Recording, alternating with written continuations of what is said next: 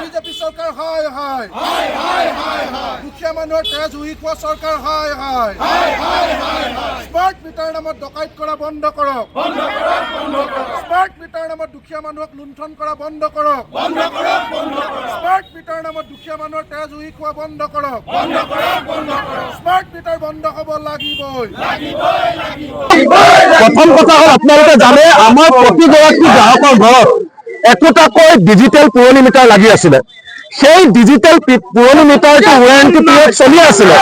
সেই পুৰণি ডিজিটেল মিটাৰৰ মতে আমাৰ সকলো মানুহে বিল দি আছিলে, কিন্তু APDCL কেৱল কমিশ্যনৰ অংকত আদানী জেনাছ ইণ্টেলৰ দৰে ডাঙৰ ডাঙৰ কোম্পানীৰ পৰা কমিশ্যনৰ অংকত কাৰো অনুমতি নোলোৱাকৈ আমি 1350 টকা দি কিনি লোৱা আমাৰ ঘৰৰ বেৰত লাগি থকা স্মাৰ্ট মিটাৰটো তেওঁলোকে মনে মনে চোৱাৰ নিচিনাকে খুলি আনিলে।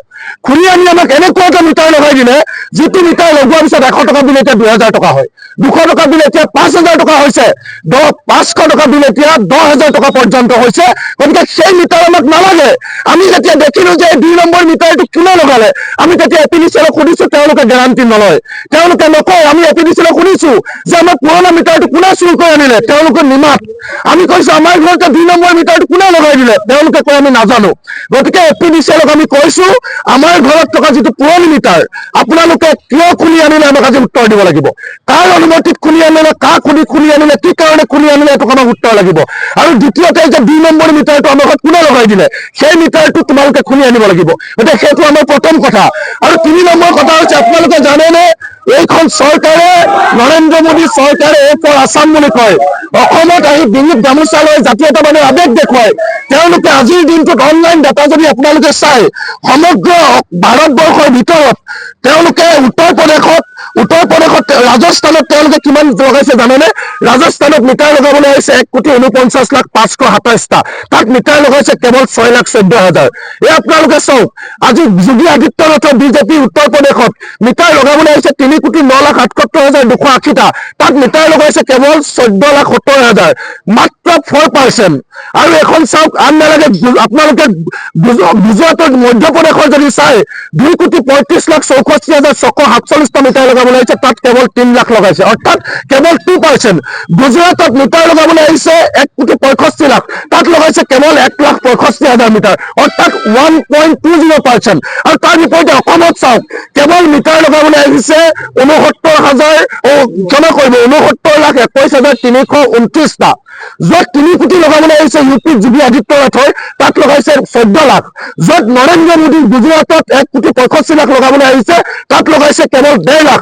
আৰু অসমত কেৱল মাত্ৰ 69,21,329টা লগাবলৈ আহিছে, তাত তেওঁলোকে কিমান লগালে জানেনে?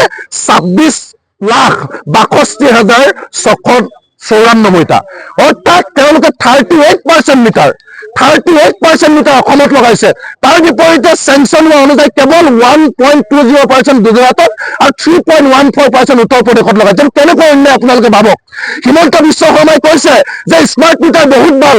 আমি তেওঁক কৈছো আপুনি আমাক কণা পতান দান দিব নালাগে, আপুনি যাওক নৰেন্দ্ৰ মোদীক বুজাওক যে কিয় 2 কোটি মিটাৰ লগাবলৈ অহা ঠাইত 1.5 লাখ লগাইছে, কিয় যোগী আদিত্যনাথে 3 কোটি লগাবলৈ অহা ঠাইত 13 লাখ লগাইছে। ইমান যদি মিটাৰ ভাল, কিয় বিজেপিয়ে নিজৰ ৰাজ্যবিলাকত লগোৱা নাই? অসমত কিয় ঠগিছে? এই কথা উত্তৰ আমাক অসম চৰকাৰে দিব লাগিব।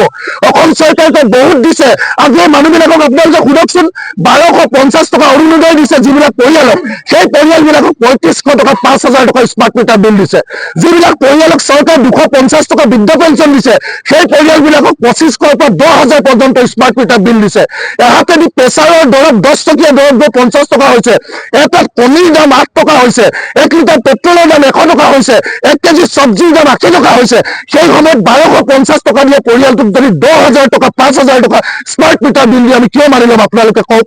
আৰু যিটো মিটাৰ বেলেগ ৰাজ্যত লগোৱা নাই, আমাৰ ইয়াত লগাইছে, আৰু সম্পূৰ্ণ 2 নম্বৰ কৰি লগাইছে। গতিকে এই স্মাৰ্ট মিটাৰ তেওঁলোকে খুলি আনিব লাগিব। কোনে আমাৰ পুৰণি মিটাৰ খুলি আনিছে, আমাৰ পুৰণি মিটাৰ ঘূৰাই দিব লাগিব। আৰু ডকাইত স্মাৰ্ট মিটাৰটো যি পৰ্যন্ত ঘূৰাই নিদিয়ে, সেই পৰ্যন্ত আমাৰ প্ৰতিবাদ অব্যাহত থাকিব। আৰু যদি আমাৰ কথা নামানে, তেতিয়াহ'লে প্ৰয়োজনীয় চব মিটাৰ খুলি আনি অফিচত দলিয়াই দিম। তাৰপিছত কিন্তু আমাৰ কথা কৈ তেওঁলোকে লাভ নাই আজনী হকিয়াই দিবৰ কাৰণে।